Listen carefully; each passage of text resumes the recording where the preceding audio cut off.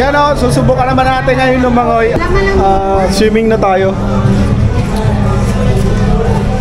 Wala, walang mirror. Ah, may mga ano pala dito din. May mga... Paka na? Wala, nakapaka? Pwede pala, nakapaka naman talaga ako. Yan, swimming tayo. Let's go. Close ka to. Sir, baka swimming tayo. Wala mga slipper na. Bukas na lang, sir.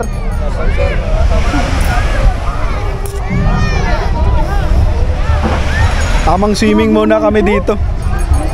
Yan. Dali, iwan ko yung slipper ko. Saan ba slipper nila? Dito. Kay Jocelyn, no? Yan. Ha? Ayan, so nandito na kami sa dagat. Ayan.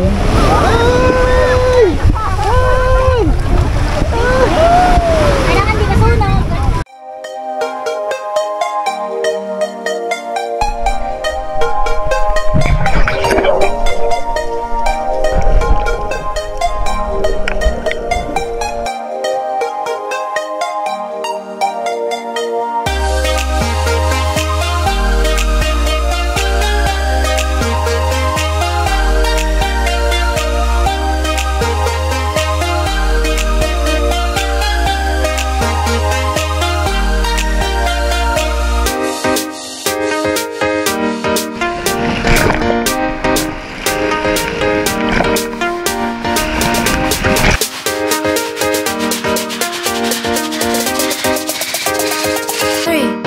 One.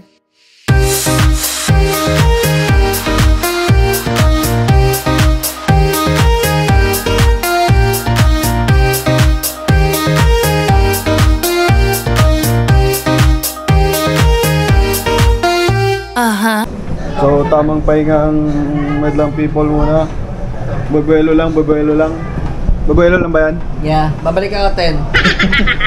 I'll be right back. Babuelo lang. Hello there, look at them, you're saying hello there. Lilipat ata sila sa kabila.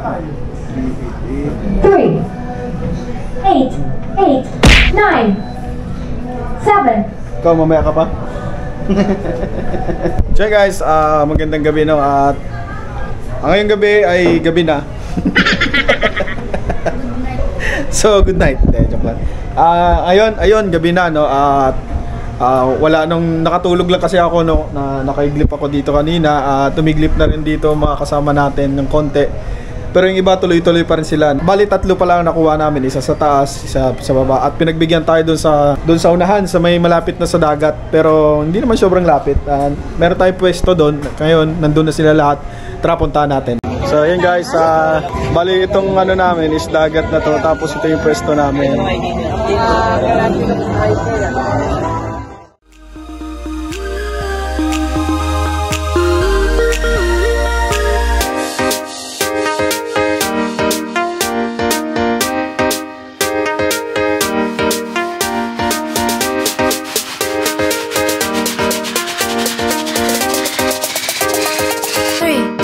One.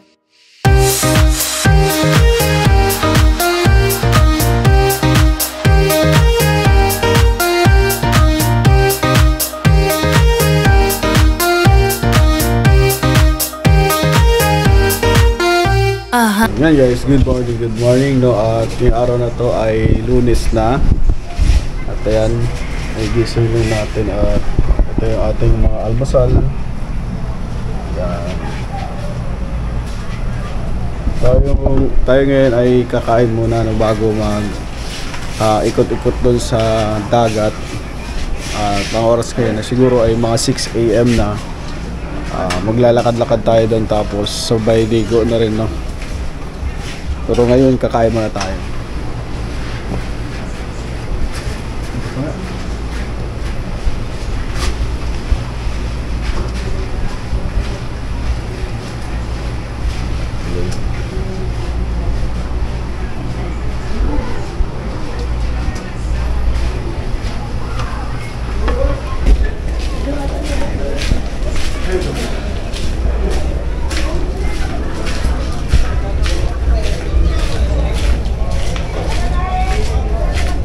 Kain tayo.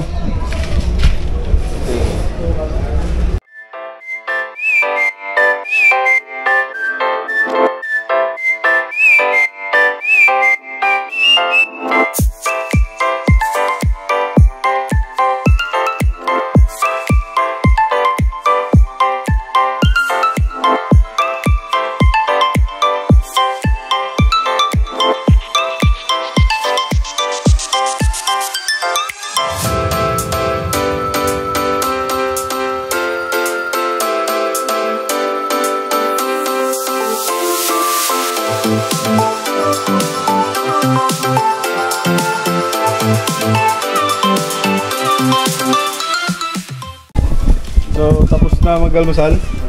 Gusto kami luto. Ayun na. Tayo yan Ito. Ano sili? Ito na. Nakalmusal ka na. Tapos na, kapag almusal, maliligo na lang. Okay na yan, tulog na tayo. Nakalmusal ka na? Hindi na siya matulog eh. Kakanagat ka. Yung message ka? Ito sinabi mo, punta ako. Nakalmusal ka na, pre? May audition sila agad eh. Buntos na, tulog ulit. Alak ulit. Hanap na ulit.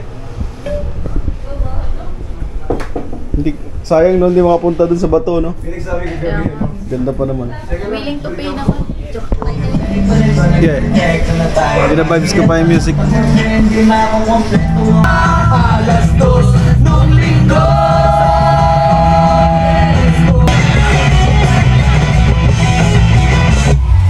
Mabasag. O, yun na naman tayo. Dito, dahil sa malayo ang wifi, data ang aming gamit. Pero walang makakapigil sa tropahang ito. Tuloy natin ang saya. Kaya pala ang husay mo sa espada.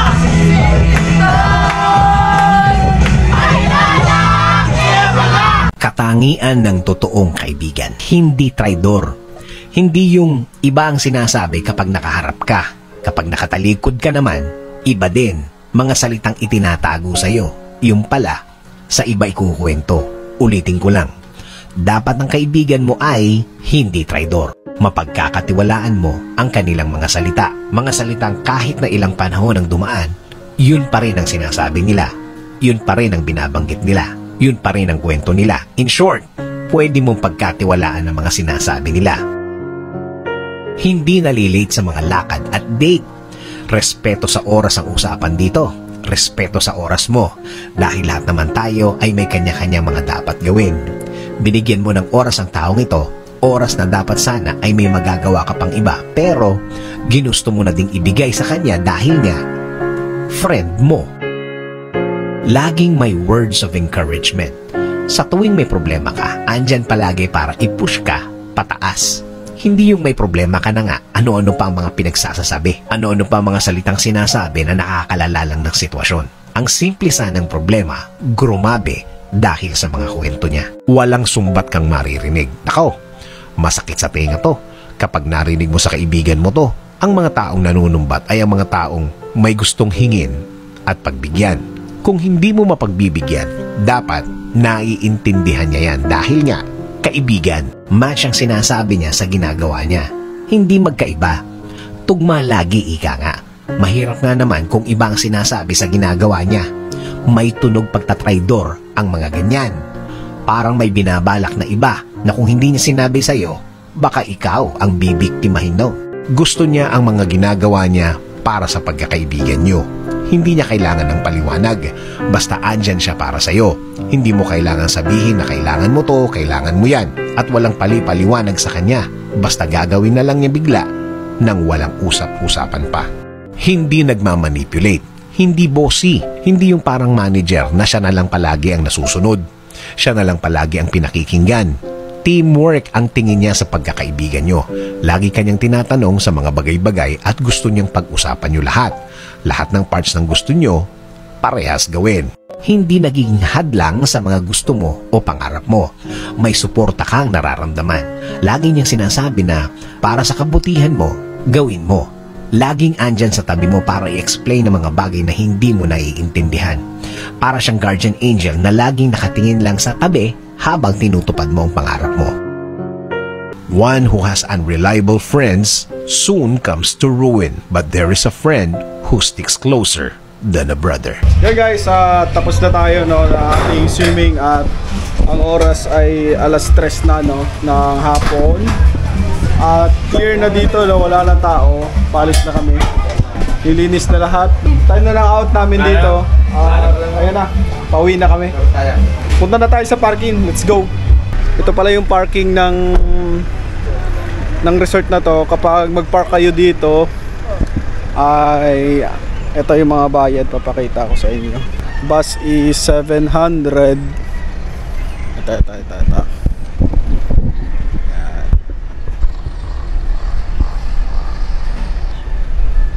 So yan, kapag nakapasok na kayo dito sa parking dito, at yun yung mga parking fee nya no, dito. Malawak-lawak naman tong parking na to.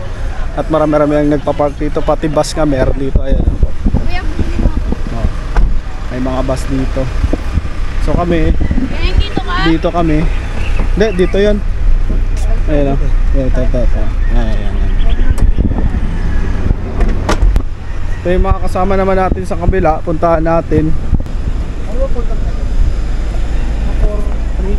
Ayos. 3 to 4. Siguro naka 4 na. Huwag malo pala kayo dito. No? Dito sila. Yan yung mga kasundan dito. Yan ang ating vlogging drivers. Driver lover. Lagay mo yung pangalan mo, Nuning. Follow page. Follow nyo yung page ni Nuning. Ito yung number.